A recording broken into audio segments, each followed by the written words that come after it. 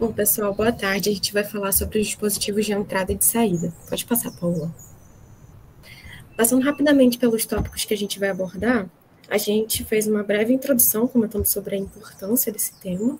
A gente vai precisar também falar um pouco sobre os barramentos e arquitetura. E para poder, então, entrar de fato abordar os dispositivos de entrada, os dispositivos de saída e os dispositivos que são ambos de entrada e de saída, né? E, por fim, uma breve conclusão. Pode passar.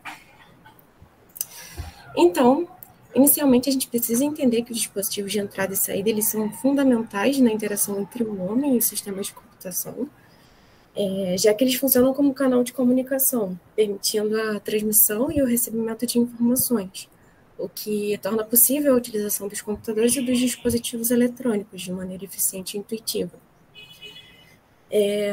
A função dos dispositivos de entrada vai ser fornecer os dados e comandos ao sistema, o que permite que a gente seja capaz de interagir e transmitir as informações, e os dispositivos de saída eles são responsáveis por exibir as informações processadas, ou então os resultados que vão ser gerados pelo sistema, o que pode incluir a exibição de textos, imagens, ou então, por exemplo, reprodução de áudio, ou até a impressão física de arquivos e documentos. Pode passar. Então, para entender um pouco melhor sobre os sistemas de entrada e saída, a gente precisa falar da sua interconexão com os componentes internos de sistemas de computação. E isso ocorre através dos barramentos. Os barramentos eles desempenham um papel essencial na comunicação e transferência dos dados entre esses dispositivos periféricos, que são os dispositivos de entrada e saída, e o sistema principal, já que eles atuam como vias de transporte, o que permite que as informações fluam de maneira eficiente e coordenada. Pode passar, Paulo. Estou falando inicialmente sobre o barramento de dados. O seu papel, como o nome já indica, é a transferência dos dados brutos, como caracteres de texto ou imagens, entre os dispositivos de entrada e saída e a CPU do sistema. Quando os dispositivos de entrada capturam esses dados, eles enviam esses dados por meio do barramento de dados para a CPU, o que permite que a CPU receba os dados e inicie o processamento necessário. Por outro lado, quando a CPU conclui o processamento, ela vai enviar esses dados de volta para os dispositivos de saída, e esses dispositivos de saída, como monitores ou alto-falantes, vão receber os dados processados e utilizam esses dados para exibir informações visuais ou então reproduzir áudio. Pode passar. Já o barramento de endereços, ele desempenha um papel crucial na comunicação entre os dispositivos de entrada e saída e a memória do sistema. Esse barramento permite que os dispositivos de entrada e saída acessem dados da memória ou então armazenem informações. Então, ele seleciona a localização específica na memória onde os dados vão ser lidos ou então gravados. E aí, quando os dispositivos de entrada e saída precisam buscar ou gravar dados da memória, eles enviam os endereços correspondentes através do barramento de endereços, e esses endereços indicam à CPU a localização exata na memória onde os dados devem ser buscados ou então gravados. Pode passar. Já o barramento de controle, ele é responsável por transmitir os sinais de controle necessários para sincronizar a comunicação entre esses dispositivos e a CPU. Esse barramento ele envia uma variedade de sinais de controle que são essenciais para o funcionamento correto dos dispositivos de entrada e saída, já que eles garantem a transferência de dados, garantem que essa transferência ocorra de forma ordenada e eficiente. E eles permitem a interação correta entre esses dispositivos periféricos e o sistema principal. Pode passar. A arquitetura de entrada e saída é outro tópico importante que a gente precisa abordar, além dos barramentos, sendo importante enfatizar que os barramentos fazem parte da arquitetura. Pode passar, Paola. No caso, a arquitetura de entrada e saída ela se refere ao conjunto de componentes e dispositivos que são responsáveis pela interação entre o sistema principal e os periféricos de entrada e saída. Então, essa arquitetura ela abrange blocos de memória exclusiva para as funções de entrada e saída. A gente tem também os módulos de controle nos dispositivos periféricos e no sistema principal, os barramentos e as interfaces que integram os periféricos ao sistema. Pode passar. Então, falando rapidamente sobre cada setor, os blocos de memória principal são áreas reservadas na memória principal do sistema para armazenar dados relacionados à entrada e saída, e são usados para trocar informações entre os dispositivos de entrada e saída e o restante do sistema. Enquanto os módulos de controle no sistema principal são responsáveis por coordenar as operações de entrada e saída. E nos dispositivos periféricos, esses módulos de controle são responsáveis por controlar as operações específicas do dispositivo, como captura de dados de entrada ou então exibição de dados de saída.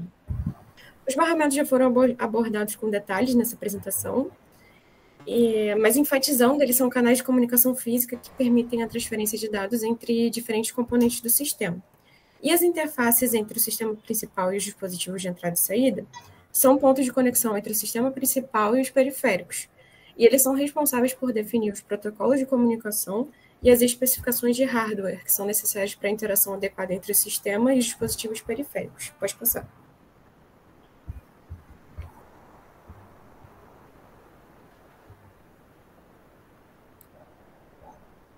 Então, aqui a gente tem alguns exemplos, né, de alguns dispositivos de entrada e saída. Pode passar. A gente vai falar com mais detalhes agora dos dispositivos de entrada. Os dispositivos de entrada são componentes ou periféricos, né, do sistema de um computador que permitem ao usuário inserir dados, comandos ou informações para serem processados pelo computador. Esses dispositivos eles fornecem uma maneira de interação entre usuário e sistema, permitindo que ele envie informações ao computador para executar as ações desejadas. Os dispositivos de entrada capturam dados ou comandos do usuário e os convertem em sinais ou informações que são compreensíveis pelo computador. Esses dados podem ser em formato de texto, números, comandos de controle, áudio, vídeo, entre outros. Pode passar. Nós vamos falar dos dispositivos de entrada mais comuns e conhecidos, né, que são o teclado, o mouse, o scanner e o microfone. Eles desempenham um papel fundamental na interação entre o usuário e o computador. Pode passar. Falando primeiro do teclado, né, é um dos dispositivos de entrada mais comuns e amplamente utilizados. Ele consiste em uma matriz de teclas que representa as letras, números, símbolos e outras funções especiais. Os teclados são projetados para permitir que os usuários digitem textos, executem comandos e interajam com os aplicativos e os sistemas operacionais. A conexão do teclado ao computador pode ser feita através de cabos com interface USB, PS2 ou Bluetooth para os dispositivos sem fio. Eles são amplamente utilizados em diferentes contextos, desde digitação de texto, navegação da web, facilitando essa comunicação entre o usuário e o computador. Próximo. Pode passar. Isso. O mouse, ele é um dispositivo de entrada amplamente utilizado também nos computadores, né? Ele foi inventado na década de 1960 e virou uma peça fundamental para a interação com as interfaces gráficas e os sistemas operacionais modernos. Ele consiste nesse corpo que é geralmente ergonômico, com um ou mais botões e um sensor de movimento, e ele é projetado para ser movido sobre uma superfície plana, e esse movimento traduzido nos movimentos do cursor na tela do computador. Além desses botões primários, na esquerda e direita, que executam as principais funções, eles têm um botão central, ou de rolagem, que pode ser pressionado ou girado para funções adicionais, como rolar as páginas ou abrir links em uma nova guia. Ele é usado para realizar várias tarefas, como mover o cursor da tela, selecionar e arrastar elementos, clicar em botões, rolar páginas e realizar ações específicas em aplicativos e jogos. Pode passar. O scanner, ele é um dispositivo de entrada que converte os documentos físicos, imagens ou fotos para um formato digital. Ele captura a imagem do documento e ele captura a imagem do documento ou de uma imagem, né, e transforma em um arquivo digital que pode ser processado pelo computador, armazenado, visualizado ou processado. Os scanners geralmente se conectam ao computador por meio de uma interface USB ou conexão sem fio para os mais modernos. Após essa digitalização, os arquivos podem ser salvos em diferentes formatos e podem ser utilizados para serem compartilhados eletronicamente ou utilizados em processos em aplicativos de edição de imagem. Pode passar. O microfone também é bem conhecido, né? É um dispositivo de entrada que ele vai converter as ondas sonoras em sinais elétricos. Ele é usado para capturar o áudio e fornecer entrada de voz para computadores e dispositivos de comunicação, também sistemas de gravação. eles estão presentes em vários dispositivos, né, não só no computador, então nos smartphones, no laptop, estúdios de gravação e até apresentações, palcos de apresentação ao vivo, a gente vê os microfones. E eles são essenciais para a gravação de áudio e estabelecer essa comunicação por voz com os computadores. Eles podem ser conectados através de diferentes conexões, né, incluindo uma conexão que se chama XLR P2, que é o cabo normal de microfone, ou USB. E eles são essenciais para capturar esse áudio de alta qualidade e poder trabalhar com esse arquivo para transmitir ou reproduzir novamente um computador. Pode passar. Boa tarde, meu nome é Carlos Eduardo, vou falar sobre o dispositivo de saída. E como foi falado anteriormente, nós temos dispositivos de entrada e de saída e eu vou listar 4 deles, assim como o Igor fez, que são os mais comuns. Então, vamos falar sobre o monitor, sobre as impressoras, o alto-falante e sobre os projetores. E como é que funciona esses dispositivos? Você volta lá rapidinho, só para concluir. E como é que funciona esse dispositivo de entrada? O computador envia informações para o dispositivo de saída por meio de interface de comunicação adequada. E o que seria essa comunicação adequada? Cada tipo de dispositivo ali possui um método específico de conexão, como conexão e transferência de dados, seja um cabo HDMI ou USB. Esse, na verdade, é um assunto que a Nájila, mais na frente, ela vai falar sobre isso. Então, o computador ele utiliza os drivers e o software específico para reconhecer e interagir com os dispositivos de saídas que estão conectados neles. E esses drivers eles fornecem uma interface entre o sistema operacional e o dispositivo de saída. Então, ele permite que o computador envie informações corretas para esse dispositivo.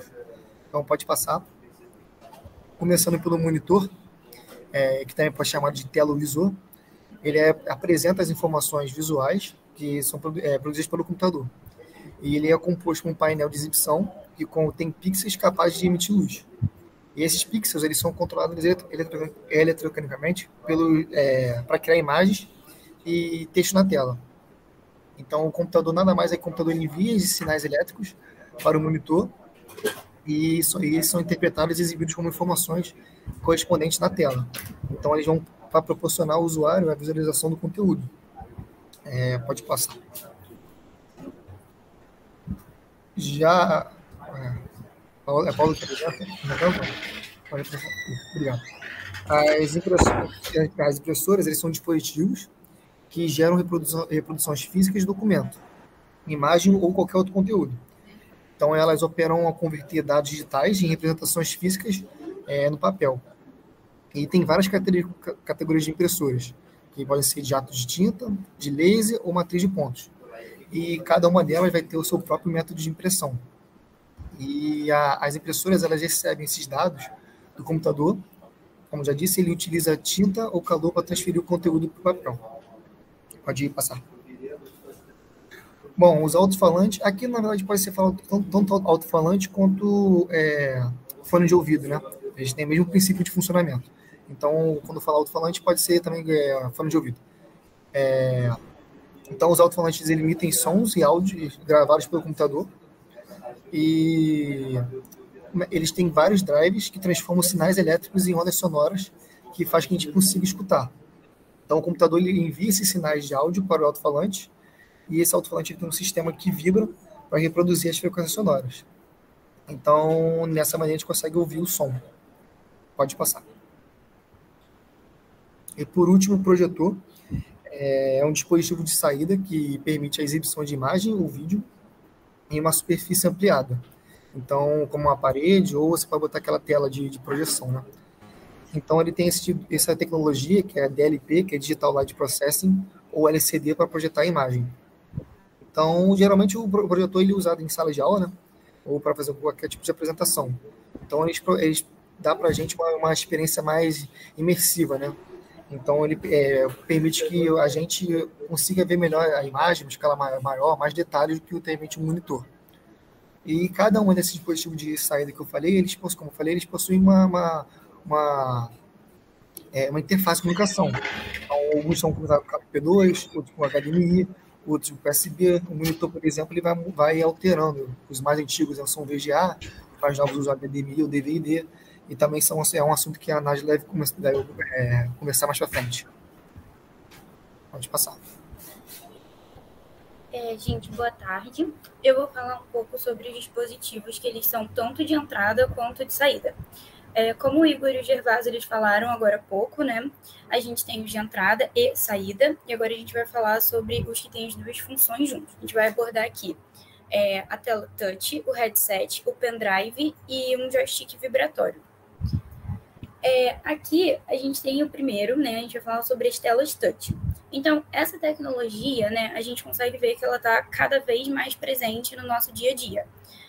O primeiro exemplo que a gente tem aqui seria um totem de autoatendimento, que a gente pode ver principalmente nos restaurantes. Aqui a gente tem até um exemplo do McDonald's, onde o próprio usuário pode fazer a solicitação.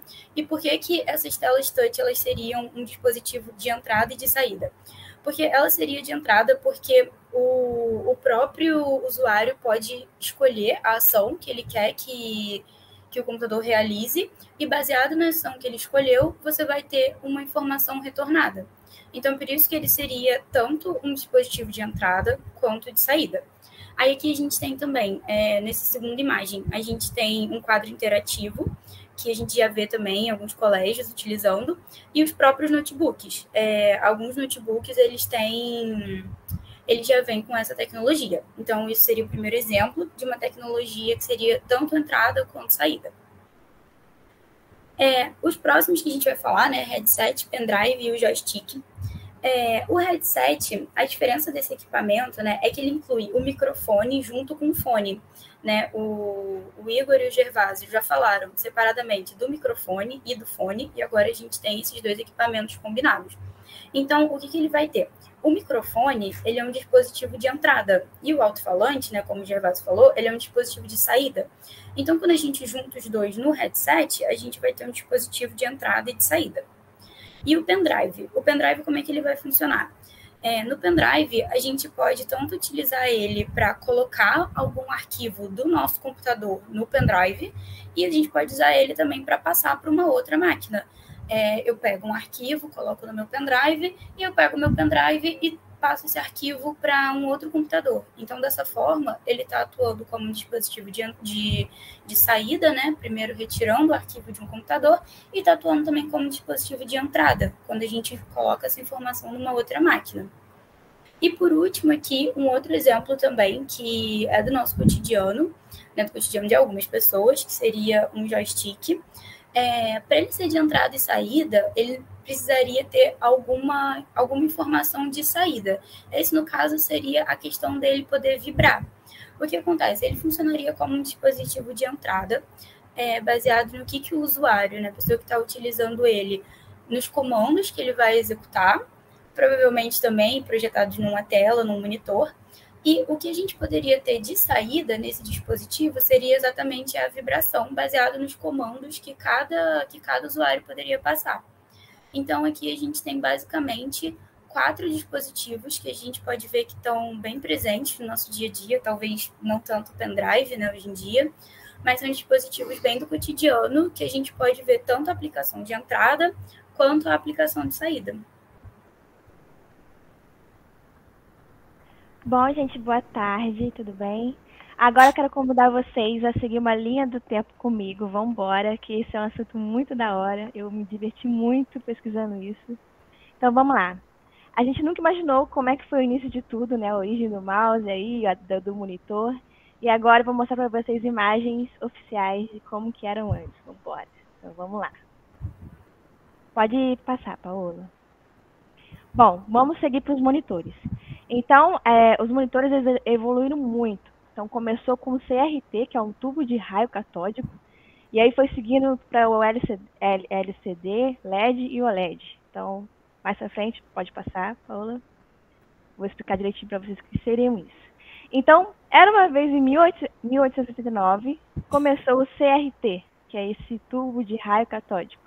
Quem criou foi esse Johann Richthofen, e ele criou um feixe de elétrons que bate com a tela de forma fosforescente, criando imagens. Então, mais para frente, vamos embora, Paola, passa aí que eu vou explicar melhor para vocês. E aí, por conta disso, dessa criação, Aí eles criaram um jogo, né? Pegaram essa ideia e criaram um jogo que, olha só, o jogo da velha, a ideia que eles fizeram em 1950. Que aí eles usaram esse princípio e criaram o jogo chamado Bert the Brain. Fez o maior sucesso. Pode passar. E aí eles pensaram, bom, então vamos agora criar uma tela, um monitor, que represente visualmente pontos por pontos de gráficos vetoriais. E foi o que eles fizeram com esse modelo aí de 740 CRT Recorder. Pode passar. E aí eles caminharam mais um pouquinho. Agora vamos criar uma tela de 16 polegadas, que foi o primeiro computador com terminal gráfico próprio. Então já foi um grande avanço na época, que também foi com esse princípio do CRT. Pode passar. E aí eles evoluíram mais. Agora incluíram teclas, né? O monitor e a tecla. E quem fez isso foi a DEC, criando um modelo chamado TV Type Writer, em 1970. Pode passar. E aí essa dupla que todo mundo conhece, né, que é um dos integrantes mais conhecidos, que é o Steve Jobs, eles criaram, a partir desse princípio, desse modelo anterior que eu mostrei para vocês agora, da tecla e da tela, eles criaram esse modelo aí, que é a Apple I. Olha só, quem diria, né? Então, aí apresento a vocês aí o modelo que eles criaram. Pode passar. E aí, a partir disso, a Apple não parou. Ela criou o Xerox Star, que foi também com interfaces gráficas, passos, desenhos, ícones. Então, eles criaram várias coisas. Olha só, tudo isso em 1984. Então, já como evoluiu, né? Pode passar. E aí, começou a evoluir mais ainda em 1996, com as telas de LCD. E eram muito caras, né, lá na época, né? Porque elas eram finas e caras. Então, é só em 90 que eles criaram computadores portáteis, dispositivos com calculadoras ou relógios que tinham essa tela. Então, assim, foi aos poucos que eles conseguiram evoluir. E aí, a LCD já foi o maior sucesso na época. Pode passar. E aí, agora, atualmente, a gente tem as telas com OLED. Né? Então, foi em 1950 que eles descobriram esse material, e aí foi em 87 com um laboratório, só que foi só em 2016 que realmente o primeiro monitor OLED se tornou à tona no mercado. Pode passar. Então, os monitores foi isso. Agora, eu vou explicar para vocês sobre o mouse. Esse aí que está na tela, por incrível que pareça, é um mouse. E quem pediu para criar esse protótipo aí foi o Comando Marítimo das Forças Canadenses, para fazer um projeto envolvendo Forças Armadas. Então, eles movimentavam o cursor com esse mouse aí, esse protótipo, chamado trackball, que bastava girar a bola e eles conseguiam fazer aí o projeto deles. Pode passar. E aí, pensando nisso, em 1968, eles criaram essa caixinha aí, muito interessante, que aí já começa a ter aí o mouse, né, como a gente conhece hoje, que tinha um botão vermelho que eles apertavam, e aí, lembrando um rabo também, o cabinho, né? Então, é por isso que eles chamavam de mouse. Pode passar. E aí, a partir disso, eles sempre pegavam a ideia anterior e melhoravam. Então, em 1970, foi o primeiro mouse comercializado de fato. A ideia anterior foi só mostrado o protótipo, mas comercializado mesmo foi em 70. Que foi esse indicador de posição XY, que ele mostrava as posições horizontais e verticais do cursor. Então, pode passar. E aí, agora, olha só, em 1981, já tinha o computador e agora incluso o mouse. E o mouse era dessa forma aí que vocês estão vendo na tela, que é o computador da Xerox. Em 73, aí eles incluíram isso também, o mouse. Pode passar. E foi em 99 que é a partir do mouse que a gente mais conhece, que é esse modelo, e foi evoluindo. E agora a gente não tem nem mais cabo, né? Agora você coloca o dispositivo e tem mouse sem ser a fio. Então, a partir desse aí, de 99, começou, desde então, a evoluir mais e mais. E agora eu quero mostrar para vocês outro dispositivo muito interessante. Pode passar. Que é o nosso famoso teclado. Eu mostrei alguns aí, dos monitores, do computador, mas tudo começou aí com a máquina de escrever, né, para digitar aí de uma forma mais rápida, né, o que eles queriam escrever. Pode passar. E agora, olha como estão as coisas, né? Então, a gente vê como que evoluiu bastante. Pode passar. E agora eu vou mostrar vários aqui, rapidinho, para vocês, para mostrar para vocês que tudo começou, que eu mostrei para vocês, em 1869, né? E até hoje, que é praticamente uns 200 anos aí, como que as coisas evoluíram. Então, hoje em dia já tem o quê? Dispositivos de toque. A gente tem a tela aí da televisão, do computador, em qualquer lugar a gente tem um dispositivo de toque e a gente pode mexer a tela para lá e para cá, né? Pode passar. Também temos o reconhecimento de voz, aí tem uma imagem do cara com o controle na mão, falando o que ele quer assistir na televisão. Então, assim, olha como que evoluíram as coisas, né? Pode passar. Também temos realidade virtual aumentada, né? Que aí eles criaram esse modelo aí de Oculus Rift e HTC Vive. Também foi uma revolução aí no mercado. Pode passar. Também tem uma questão muito importante, né, de se falar que com essa evolução também melhorou a inclusão das pessoas com deficiência. Então, elas podem, tipo, o mouse controlado por movimento de olho, interface baseadas em sopro. Então, assim, é muito interessante como a tecnologia tem melhorado muito e também ajudado essas pessoas com deficiência. Então, isso é bem legal. Pode passar. E nossa famosa Siri, Alexa, Google também, que está fazendo o maior sucesso aí, que é a assistentes virtuais. Então, assim, agora, hoje em dia, tem inteligência artificial aí, tomando conta do mercado. Então, olha que em 200 anos, quanto as coisas mudaram, quanto evoluíram. Então, eu queria mostrar para vocês, nessa linha do tempo, um gostinho de como que foi isso tudo, que eu mal sabia que tinha acontecido isso tudo, mas aconteceu para ter chegado até aqui com toda essa evolução.